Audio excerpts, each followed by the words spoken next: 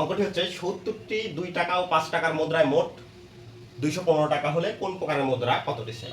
প্রিয় শিক্ষার্থী, তাহলে আমরা যদি লিখি যে ধরি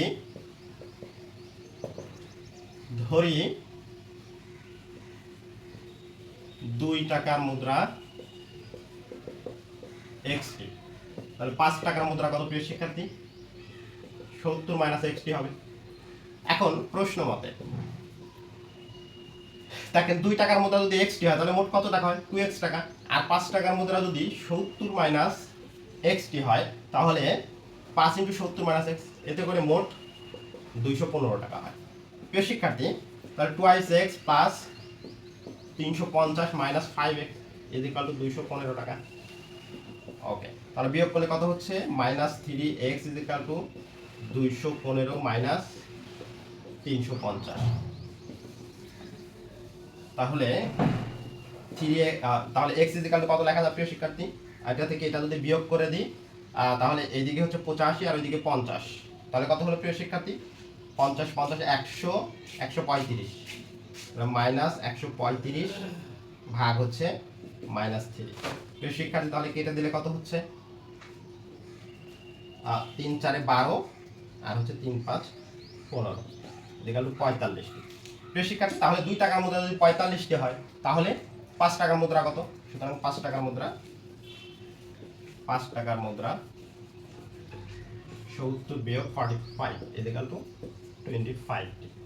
প্রিয় শিক্ষার্থী, এটাই যদি আমরা অ্যালিগেশনে করি তাহলে দেখেন আর একটু দ্রুত করা যাবে।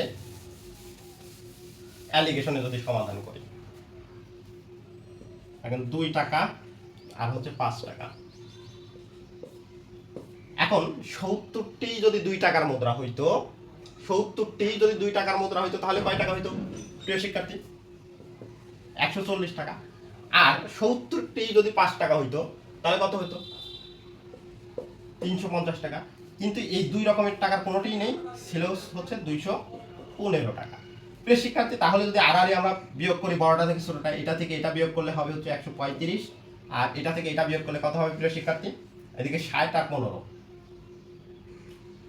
75।